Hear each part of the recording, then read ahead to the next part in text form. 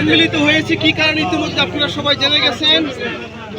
আজকে আমাদের যেই দাবি দেওয়া, কিছুদিন আগে একটা ঘটনা ঘটে গেছে। আমাদের পালেরচর ইউনিয়ন জাসার সভাপতি আবু তাহের হাওলাদার মাদকের বিরুদ্ধে প্রতিবাদ করতে গিয়ে আবু তাহের ইভেন তার চাচা গুরুতর আহত হয়েছে। মাদক কারবারিরা তাদেরকে মাথা ফাটিয়ে দিয়ে মৃত্যুর কাছ থেকে তারা ফিরে এসেছে। তারা মনে করেছে মাদক কারবারিরা যা ইচ্ছা তাই করতে পারে, তাদের অবৈধ টাকা দিয়ে সব কিছু সম্ভব। কিন্তু আমি বলে দিতে চাই, আমাদের বর্তমান জাজিরা থানা অফিসার ইনচার্জ মাইনুল ইসলাম মাদকের বিরুদ্ধে জিরো টলারেন্স ঘোষণা করেছে। তারপরেও আমাদের এইখানে দুই একটা হাতে গোনা কিছু মাদক ব্যবসায়ী, তারা খুব বড় মাপের ব্যবসায়ী, তারা মানুষকে হুমকি দেয়, ধমকি দেয়, কোনো কিছুর পরোয়া করে না।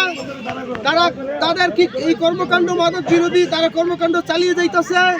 আমি আজকে সতর্ক করে দিতে চাই, তারা স্বইচ্ছায় তারা নিজ থেকে যদি এই মাদক কারবারি বন্ধ না করে, তাদেরকে আমরা পাবলিক জনগণ প্রতিহত করে দেব।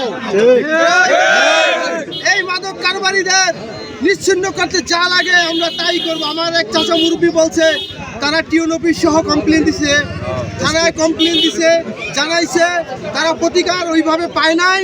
কিন্তু ওইভাবে যদি প্রশাসন আমাদের পাশে না থাকে, এই মাদক কারবারিদের যদি অতি দিন দিন দুঃসাহস বেড়ে যাচ্ছে, তারা পাবলিককে হুমকি দেয়, ধমকি দেয়, মাথা ফাটিয়ে দেয়।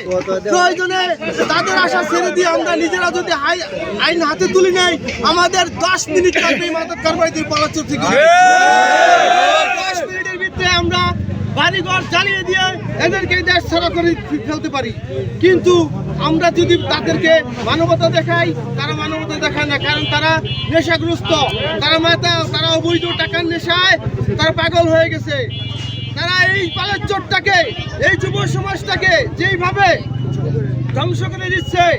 আমার 2টা ছেলে আছে, রাত 9টা 8টা 9টার পরে বাড়িতে গেলে আমার খুব ভয় লাগে, কই থাকে, কি করে আমার ছেলে, কাদের সাথে মিশে।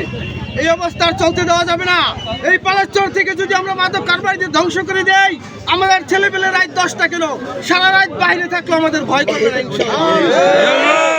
এই কথা বলে আমি শেষ করতেছি। মাদক কারবারিরা হুঁশিয়ার, সাবধান হয়ে যাও।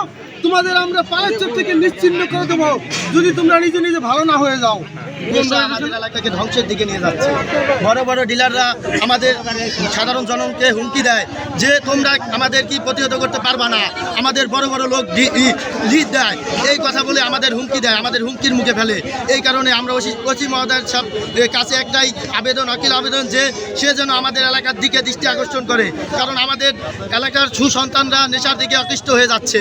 এই নেশা আমাদের সমাজকে ধ্বংস করে দিতেছে, দেশকে ধ্বংস করে দিতেছে। আমরা চাই মাদক মুক্ত এলাকা, মাদক মুক্ত সমাজ।